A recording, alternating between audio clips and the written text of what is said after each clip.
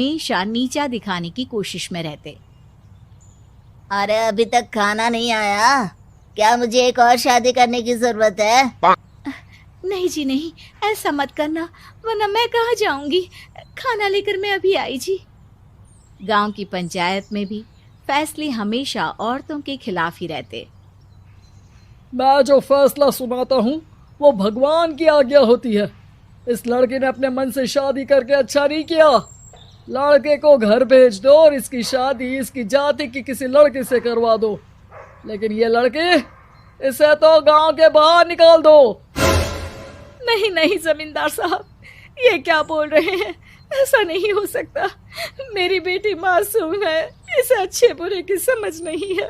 अरे कहाँ जाएगी ये बेचारी? कहाँ जाएगी?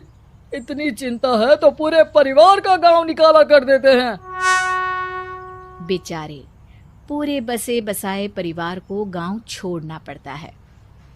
चाहे जो हो, अगर बेटियों को कंट्रोल नहीं कर सकते तो गांव में रहने का कोई मतलब नहीं है। यहाँ औरतों को दब कर रहना होगा। कोई भी अपने हिसाब से कुछ नहीं कर सकता, सब ईश्वर की मर्जी से ही होगा। तभी गांव का एक आदमी दौड़ा दौड़ा आता है। सरपंच साहब, जमींदार साहब, वो कालिया है ना, उसकी बेटी पढ़ने के लिए शहर जा रही है। अच्छा, ये कब हो गया? और कालिया की हिम्मत कैसे हो गई ऐसा करने की? लेकर आओ उसे और उसकी बेटी को। बस फिर क्या था, हाजिर हो जाते हैं कालिया और उसकी बेटी सरपंच के सामने। और कालिया, ये क्या सुनने में आ रहा है?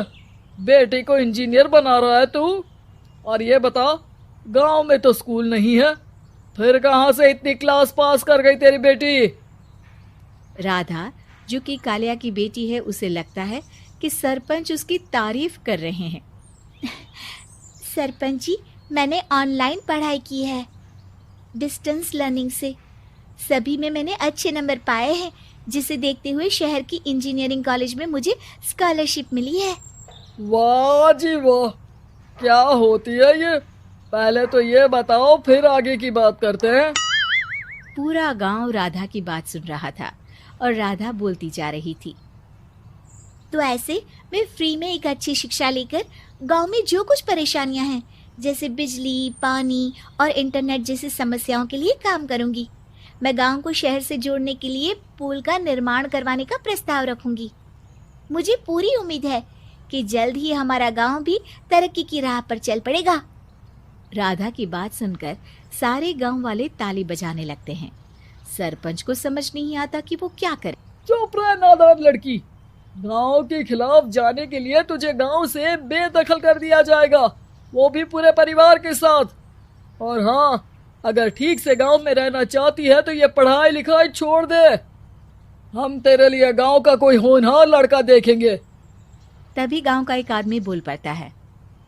अरे नहीं नहीं सरपंच जी, राधा बिटिया जो बता रही है, अगर वैसा हो जाए तो हम लोगों को पैसा कमाने के लिए बाहर नहीं जाना पड़ेगा।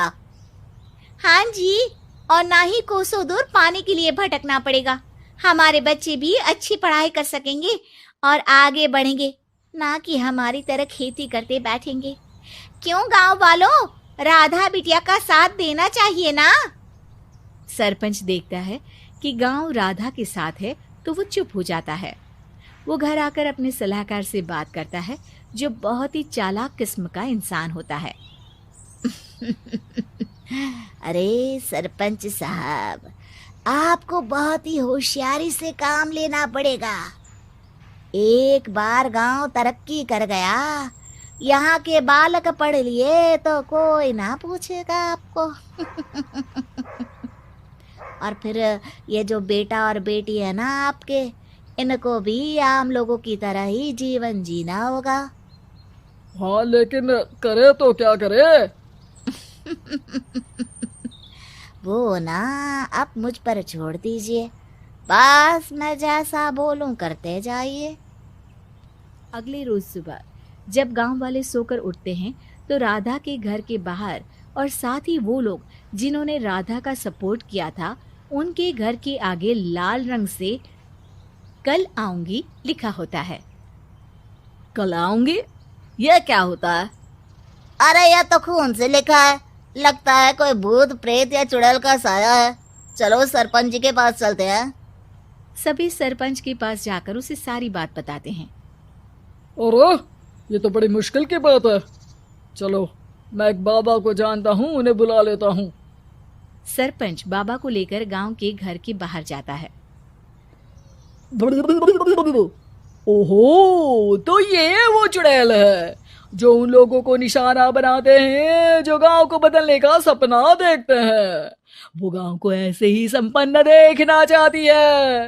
वो नहीं चाहती कि कोई बाहरी यहाँ का कायाकल्प करे।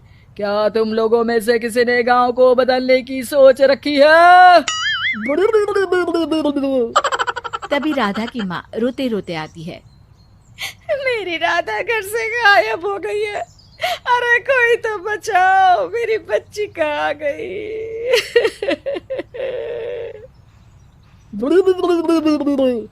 ले गई वो चुड़ैल, तेरी बच्ची को ले गई। अब वो उसे श्रापित करके छोड़ेगी, उस पर चुड़ैल का साया हो जाएगा। तभी बुरी सी हालत में राधा भी वहां आ जाती है। उसके बाल चुड़ैल की तरह फैले होते हैं और कपड़ों में खून लगा होता है। सभी राधा को देखकर डर जाते हैं। माँ, पता नहीं मुझे कौन उठा कर ले गया था। अरे दूर दूर हो जा चुड़ैल, अब हम लोग इस गांव में नहीं रुकेंगे। अरे कैसी बातें कर रहे हैं आप? कल तो आप मेरे भरोसे गांव का हुलिया बदलने, अपने बच्चों को पढ़ाने और तरक्की उन्नति की बात कर रहे थे, तो आज क्या हो गया आपको? ये फिर तुम लोगों को बहकाएगी। ये चुड़ैल गांव में आ चुकी है, ऐसे ही ये तुम्हारे घर के बच्चों को भी ले जाएगी। गांव वाले राधा को गांव से बाहर निकाल देते हैं। उसके माँ बाप रोते रहते हैं, लेकिन गांव वाले नहीं मानते। मैं भी अपनी बहन के साथ गांव के बाहर रहूंगा, लेकिन वो पढ़ाई नहीं छोड़ेगी। वहीं सरपंच के घर पर सलाहकार कहता है। देखा, सांप भी मर गया और लाठी भी नहीं टूटी। लेकिन अगले ही दिन सरपंच के घर के बाहर भी वही शब्द लिखे होते हैं। और फिर सरपंच की बीवी कहती है, हमारी बेटी को किसी ने अगवा कर लिया है। तभी राधा का भाई वहां आ जाता है। अरे गांव वालों, मैंने सरपंच जी की बेटी को देखा था। वो चुड़ैल उसे उठाकर ले जा रही थी। अरे क्या मजाक कर रहे हो? नहीं नहीं सरपंच जी, आप नहीं जानते।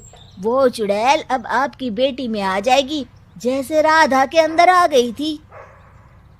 तभी सरपंच की बेटी वैसी ही हालत में वहां आती है जैसे राधा आई थी।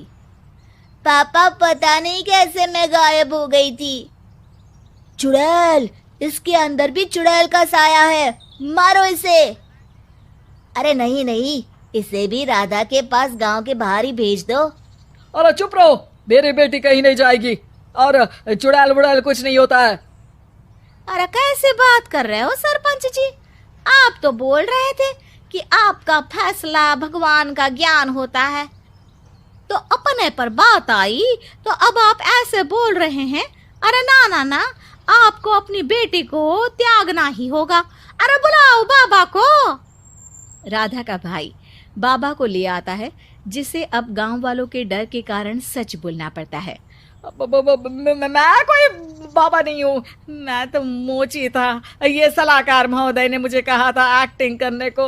अब वो मुझे पैसे देने वाले हैं। अब मुझे माफ कर दो। गलती हो गई, मुझे माफ कर दो। तभी वहां राधा आ जाती है। देखा सरपंच जी, जब गांव के बच्चे साक्षर होंगे तो आप जैसे लोगों की चालाकी नहीं चलेगी।